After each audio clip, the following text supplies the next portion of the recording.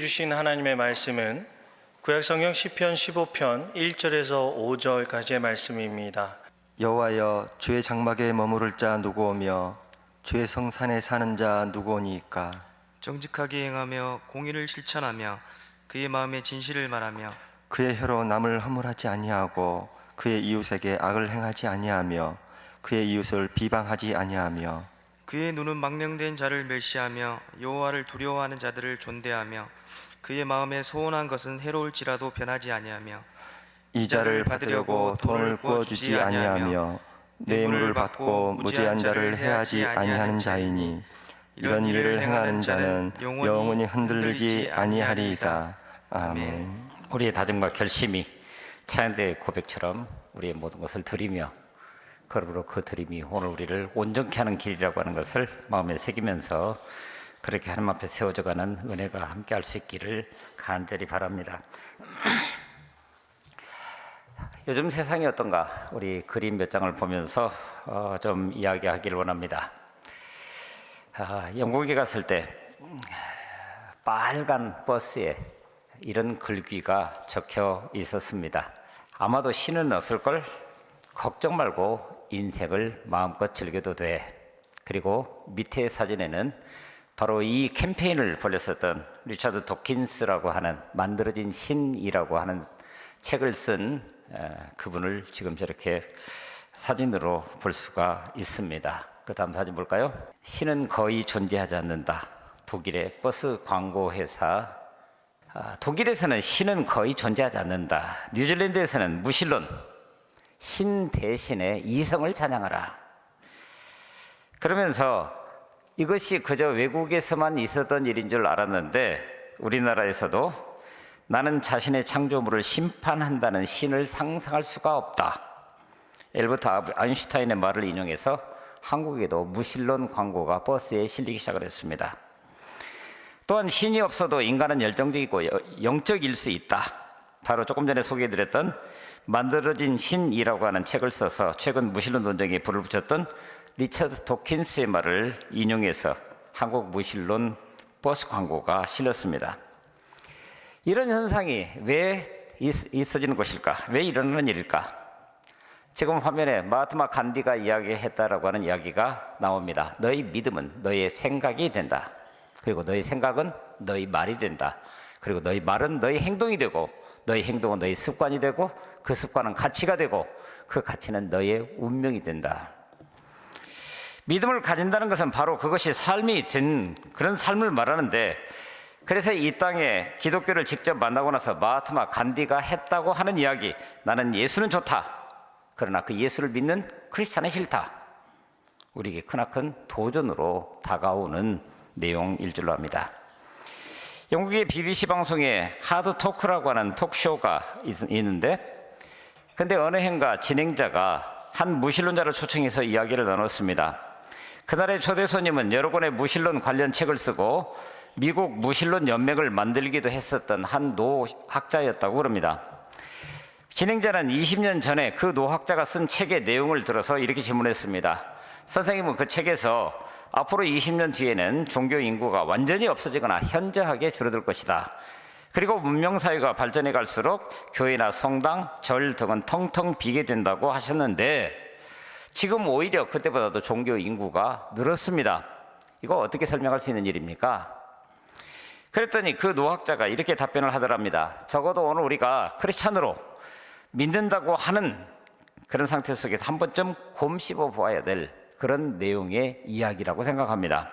그는 이렇게 말합니다. 그들이 다 신을 믿고 있다고 생각하십니까? 연구한 바에 의하면 매년 종교의식, 예배나 미사나 예불에 참여하는 사람들 중에서 신을 믿지 않고 있는 자들의 숫자가 점점 늘어나고 있습니다. 그렇다면 그들은 왜 교회나 성당 또는 절에 가서 미사를 드리고 예배를 드리고 예불을 하는 걸까요? 대부분 장엄하고 거룩한 분위기가 주는 만족감 때문이라고 그렇게 말합니다. 또는 어린 시절부터 그저 교회를 다녀서 이제는 특별한 의미 부여 없이도 그때부터 친교하던 사람들을 만나러 가는 거지요. 신을 만난다는 것은 구실일 뿐이고 사실은 그 외에 다른 여러 가지 목적으로 교회에, 성당에, 절에 나가고 있는 거죠. 그 이야기를 들으면서 한편으로는 한없이 부끄러운 측면이 있었지만은 일면 수긍되는 그런 측면도 있었습니다. 오늘 우리는 어떻습니까? 오늘 우리 교회는요. 그리고 지금 이 예배에 참여하고 있는 저와 여러분 모두는 어떻습니까? 무엇 때문에 지금 이 자리에 서 있는 겁니까? 오늘 이 자리가 정말 나를 여기 불러주신 그분과의 만남을 위해서, 그리고 그분과의 만남이 우리 삶으로 여전히 유효하다라고 하는 것을 증언하기 위해서 그렇게 이 자리에 서셨습니까? 오늘 본문은 이렇게 시작합니다. 여호와여, 주의 장막에 머무를 자 누구오며 주의 성산에 사는 자 누구오니까? 학자들은 이 시편 15편이 마치 예배 때에 인도자와 회중이 서로 대화하면서 교독하는 그런 교독문의 형태를 가지고 있다, 이렇게 얘기를 합니다. 먼저 인도자가 묻습니다. 주의 장막에 머무르는 자 누구오며 주의 성산에 사는 자 누구입니까? 그러자 회중이 한마디로 대답합니다. 한 목소리로 대답합니다. 정직하게 행하며 공의를 실천하며 그의 마음에 진실을 말하며, 그리고 5절에 있는 것처럼 뇌물을 받고 무지한 자를 해하지 아니하는 자입니다 라고 응답을 하자, 그러자 마지막으로 인도자와 회중이 한 목소리로 고백합니다. 이런 일을 행하는 자는 영원히 흔들리지 아니합니다. 정말 그렇습니까? 물론 가운데 2절과 5절 사이에서 말하고 있는 바로 주의 성산에, 주의 장막에 거하고 거기에 살아갈 수 있는 조건이라고 표현될 수 있을 만한 11개의 기준들을 완벽하게 다 행할 수 있는 사람 있을까요? 이러한 것들을 행해야 주의 장막에 거하게 되고 주의 성산에 머물 수 있다고 한다면, 이것은 또 다른 율법을 만들어서 우리로 하여금 그 율법을 지켜야만 이렇게 된다라고 이야기하는 것과 별반 다를 게 없다라고 하는 거예요. 그럼에도 불구하고 오늘 시편 15편 여기에서 무려 11개의 기준, 조건들을 다 충족시켜야 성산에 거하고 하나님의 장막에 거한다, 그런 뜻이 아니라 바로 그러한 거룩한 소원을 가진 자들이 예배하라고 성산에 들어오며 주의 장막에 거하게 된다. 오늘 우리에게 이것을 얘기를 하고 있는 겁니다. 왜냐하면 악인에게는 거룩에 대한 소원이나 선에 대한 갈망도 없는 그런 사람들이기 때문입니다. 적어도 오늘 우리는 하나님께서 예수 그리스도의 십자가를 통해서 의롭다 하고 죄사함과 더불어서 하나님의 자녀되는 권세를 주셔서 하나님 보시기에 의롭다라고 인정한 그런 사람들이기 때문이라는 겁니다. 그래서 유진 피터슨은 한 2주 전에 이분 작고하셨죠? 유진 피터슨을 가리켜서 목회자의 목회자라고 이야기를 합니다. 그만한 영성을 가지고 그는 성경을 현대인들이 읽을 수 있도록 메시지 성경이라고 하는 책을 발간하게 됩니다. 그런데 오늘 본문을 유진 피터슨은 이렇게 읽고 있습니다. 하나님, 당신 계신 곳에 초대받아 함께 저녁 식사를 할 자가 누구입니까? 분위기가 머릿속에 떠오르십니까? 어떻게 해야 우리가 주님의 방문객 명단에 들어올 수 있습니까? 얼마 전에 어떤 정치인이 저녁이 있는 삶이라고 하는 그런 카피를 가지고 이야기한 적이 있었습니다. 자신의 선거운동을 그렇게 진행했던 적이 있었습니다. 분위기가 그렇죠? 하루 일과를 마무리 짓고 이제 쉼의 자리에 들어가는 그 순간, 시인은 주님과의 저녁 식사를 마음에 품게 되었다라고 하는 거예요. 그런데 보십시오. 그 저녁 식사 자리에 누가 누구를 초대했다고요? 바로 주님이 오늘 우리를 초대하고 계신다라고 하는 거예요. 그래서 이어지는 그 말씀은 어떻게 해야 우리가 주님의 그 방문객 명단에 오를 수 있겠습니까? 그리고 그 다음에는 방문객이 아니라 바로 그 집에 거하는 손님이 아니라 하나님의 자녀로 그 자리에 설 수 있겠습니까? 이걸 질문하고 있는 겁니다. 그러니까 그냥 일상적인 삶 가운데서 적어도 하나님을 믿는다고 하는 사람이라고 한다면 바로 그 하나님 앞에 나 자신을 세우면서 늘 질문하고 늘 그 답을 찾아가야 하는 것이 오늘 우리라고 이야기를 하고 있는 겁니다. 무엇보다도 하나님을 경외하는 그 마음, 그분 앞에 나아가는 자의 준비된 마음에 잘 드러나고 있기 때문에 그렇습니다. 그리고 하나님은 바로 그 자리에 오늘 우리를 초대해 주신 분이라고 오늘 우리는 믿고 있고, 그래서 우리가 지금 주 앞에 서 있는 겁니다. 이를테면은 이스라엘은 이것이 삶으로 그냥 습관화되어 있었던 그런 것이었습니다. 이스라엘 성인 남자들은 정해진 절기에 바로 그곳 예루살렘 성전에 올라와야 했습니다. 그러나 그 누구도 다 성전에 들어갈 수 있었던 것은 아니었다라고 말합니다. 예루살렘 성전 입구에서 나이 지긋한 제사장이 순례자들 한 사람 한 사람들을 맞으면서 성전에 들어갈 사람들의 그 자격에 대해서 질문을 합니다. 누가 하나님께 가까이 나아가 하나님이 임재하시는 곳에서 하나님을 예배할 수 있습니까? 여러분, 그에 대한 답은 무엇입니까? 오로지 하나님의 임재를 경험하기 위해서 먼 길을 걸어서 성전에 온 순례자에게 건넨 질문, 그것은 오늘 우리에게도 동일하게 스스로에게 던져볼 수 있어야 됩니다. 이 질문은 거룩하신 하나님 앞에 나아가는 우리의 마음을, 그래서 우리의 예배에 참여하는 우리의 자세를 바로 잡아주기 때문입니다. 오늘도 우리와 교제하기를 원하셔서 예배로, 그리고 말씀의 자리로 우리를 불러주신 그분 앞에 바로 내가 어떤 모습으로 여기 서 있는지를 다시 한번 볼 수 있어야 한다는 얘기입니다. 이 질문이 저와 여러분, 오늘 예배하러 나온 우리 모두에게도 여전히 유효한 질문입니까? 그리고 그 답을 찾아가고 계십니까? 그것도 그럴 것이 오늘 우리는 신실하신 그 하나님 앞에 서 있는 그런 존재이기 때문에 그렇습니다. 하나님을 향한 예배는 하나님이 신실하신 것처럼 오늘 우리도 우리 삶의 거룩함으로 드러날 수 있어야 됩니다. 시편 기자는 성전에 들어갈 수 있는 사람의 자격을 해야 할 것을 마땅히 행하며 또한 반대로 행하지 말아야 할 것을 마땅히 하지 않는 일이라고 오늘 본문에서 우리에게 이야기를 합니다. 먼저 2절을 볼까요? 마땅히 행해야 하는 것, 정직, 공의, 그리고 진실이라고 말합니다. 그런데 놀랍게도 이 성서에서 이 말씀들이 성서에서 표현되는 그 언어 그대로 하면 인간적인 속성이 아닙니다. 하나님의 성품입니다. 정직하게 행하며, 탐임이라고 하는 단어를 쓰고 있는데 이것은 완전하게 걸으며, 그런데 놀랍게도 성경에서 이 단어가 동일하게 쓰여진 그 장에서 두 인물이 등장하는데, 첫째는 창세기 6장 9절입니다. 이렇게 말합니다. 노아는 의인이요 당대의 완전한 자라고. 험악한 세상을 살아갈 수밖에 없었던 그런 상황 가운데서도 그는 의인이고 당대의 완전한 자라고. 그리고 창세기 17장 1절에서는 아브라함이 99세 때에 여호와께서 아브라함에게 나타나서 그에게 이르시되 나는 전능한 하나님이시라고.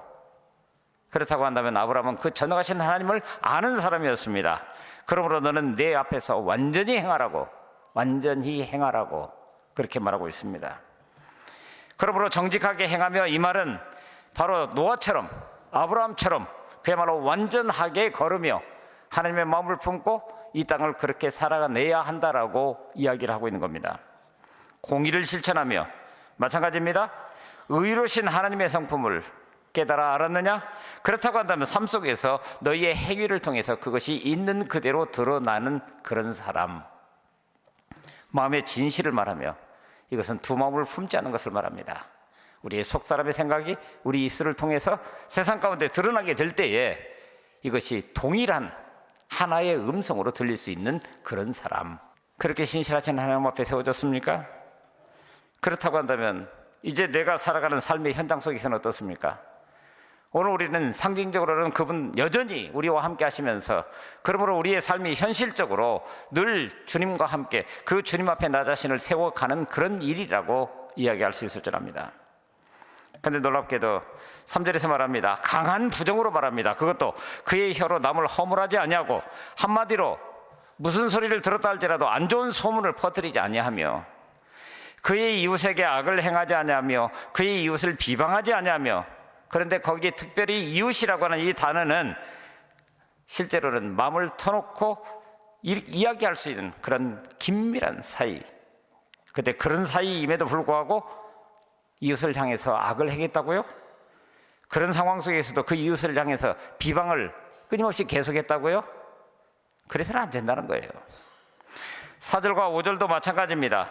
부정어, 히브리어 로라고 하는 단어를 써서 악한 행동과는 절대로 같이 할 수 없다라고 하는 것을 강조하고 있습니다.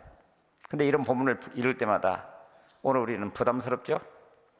성전에 들어갈 자격이라고 한다면 하나님의 관계를 먼저 언급할 것 같은데, 그래서 정작 말씀이나 기도나 찬송 등의 예식적인 그런 부분에 대해서, 예배하는 그런 모습에 대해서 이야기하니까 오늘 우리가 그 자리에 참여하고 있으니까 전혀 문제가 없는 것 같아 보이는데, 오히려 오늘 시편의 기자는 하나님 앞에 서는 내 내면의 모습, 그리고 지나간 내 삶의 모든 자취들을 있는 그대로 들여다보라라고 하는 거예요.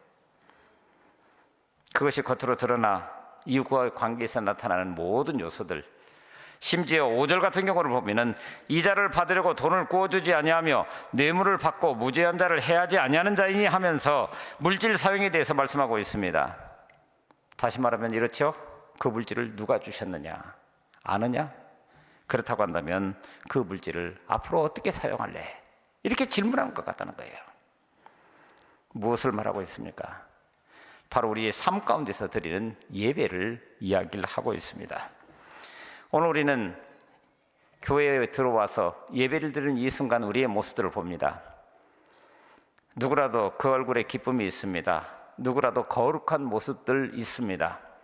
하나님 앞에 설 때 우리의 마음의 중심이 그러니까 그렇다고 이야기할 수 있습니다. 그런데 역으로 일상사, 게다가 그 세상에 들어가면 세상 사람들이 나를 도대체 누구인지를 모르는 그런 세상, 그래서 소위 익명의 장소에서 오늘 우리가 믿음을 가졌다고 하는 그런 사람으로 올곧게 살아간다라고 하는 것이 과연 가능한 일입니까? 훨씬 더 어려워 보입니다. 그러나 자신에게 불이익과 해가 돌아올지라도 하나님께서 내게 말씀해 주신 그 음성이 여전히 내게 유효하다고 한다면은, 그래서 그 말씀대로 행한다고 한다면 하나님은 5절 말씀, 우리에게 주신 말씀 그대로 우리의 삶을 흔들리지 않게 부어 붙들어 주실 것이라고 하는 것입니다. 그러니 뭐죠? 교회에 나와 있는 지금 이 순간의 우리 모습보다도 일상의 모습을 하나님께서는 주목하시겠다, 이렇게 말씀하시는 것 같습니다. 그야말로 믿음으로 세상과 다르게 사는 사람을 보시겠다라고 말씀하시는 것 같아 보입니다. 신대원 다니면서 이수영 교수님에게 조직신학을 배워드렸습니다. 근데 그분이 세문안교에 부임하시기 전에, 그러니까 교수직을 이제 그만하고 목회 현장으로 들어오시게 될 때, 그때 얼마 전에 대장암 수술을 받은 적이 있었다고 그랬습니다. 그런데 그 수술하고 나서 회복의 기간 동안에 혼자 조용히 쉬면서 책을 좀 들여다보고 회복의 시간을 갖고자 하는 그런 필요에 의해서 작은 아파트 한 채를 사서 서재로 사용한 적이 있었다고 그랬습니다. 근데 그 아파트를 사는 과정에서 계약서에 도장을 찍으려고 보니까 매매가가 실제 금액보다도 적게 적혀 있더라는 거예요. 그래서 이게 어떻게 된 거냐고. 그랬더니 부동산 중개인이 설명하기를 실매매가로 신고하면 세금이 그만큼 더 많이 나오기 때문에 세금이 적게 나오도록 알아서 다 해준 거니까 도장만 찍으면 된다고. 근데 갑자기 이게 뭐지? 그러면서 아니, 세금을 제대로 내겠다고 계약서를 실매매가로 작성해달라고 하자 그는 아주 기분 나빠하면서 계약서를 서로 작성해 주더랍니다. 그리고는 이제 얼마 시간이 지나서 세문학교에 부임했습니다. 그러다 보니까 더 이상 그 아파트가 쓸 필요가 없어서 다시 또 되팔게 되었습니다. 얼마가 지나고 나서 부동산에서 연락이 왔더랍니다. 그 집을 사겠다는 사람이 있는데 사려는 사람이 값을 좀 깎아달라고 그렇게 졸라댔지만은 적어도 목사님한테는 한 푼도 깎아서는 안 된다고 그렇게 단호하게 이야기를 해서 그 가격에 팔 수 있게 되어놓으라고. 그러면서 이야기했던 것이 그것이었더랍니다. 처음에는 그분이 교회의 목사라고 하는 사실 자체를 몰랐다고 그래요. 나중에 알게 되었다고. 근데 그 소리를 듣는 순간 등골이 서늘하더래요. 만일에 그때 그 아파트를 살 때 부동산에서 하라는 대로 매매가를 실제보다 낮게 적고 세금을 적게 냈더라면 부동산 중개업자든지 그 아파트를 사려는 사람이 목사도 별 수 없구나, 세상 돌아가는 이치하고 똑같구나, 거기에 생각이 미치자 하마터면 큰일 날 뻔했다, 그런 생각이 들더랍니다. 그리스도인 결국은 자신의 삶 자체가 항상 하나님의 손 안에 있는 것을 마음에 새기고 하나님을 경외하면서 세상과 다르게 사는 믿음, 언제 어디서든지 매사에 하나님 앞에서 행동하는 그 믿음을 지녀야 한다라고 하는 것을 우리에게 이야기를 해주고 있습니다. 그랬더니 어떻게 되었다고요? 5절 말씀입니다. 메시지 성경으로 읽어드립니다. 이렇게 살면 주님 눈밖에 나는 일 결코 없으리라. 사람과 사람 사이에서 그러는 것처럼 이렇게 살면 주님 눈밖에 나는 일 결코 없으리라. 그러니 그 다음은 주의 장막에 거하면서 주의 저녁 만찬에 함께 하면서 거기서 진정한 즐거움을 누릴 수 있는, 진정한 안식, 진정한 쉼을 쉴 수 있는. 그러므로 우리는 이 말씀을 다시 한번 마음에 새기면서 주의 장막에 거하는 자, 주의 성산에 사는 자 누구입니까? 라고 하는 질문과 그에 대한 답변을 우리의 왜곡된 신앙생활에 대한 따끔한 질책으로 받아들일 수 있는 은혜가 있어야 될 줄 압니다. 혹시나 오늘 우리는 잘 믿는다고 하면서도 구체적인 삶의 현장에서 하나님 백성다운 그런 모습은 없고 그냥 믿는다라고 하는 그것 자체만 가지고 만족하면서 살아가고 있는 것은 아닌지 다시 한번 우리의 삶을 되돌아보시면서 지금 우리가 주님 앞에 섰습니다. 주님 앞에 서는 그 마음 중심에는 무엇이 있습니까? 우리 마음 중심을 있는 그대로 하나님 앞에 올려드리면서 바로 올려드린 그 모든 것들이 있는 그대로 우리의 삶을 통해서도 아름다운 열매로 드러나 보여지는 귀한 은혜가 우리 가운데 함께할 수 있기를 간절히 바랍니다.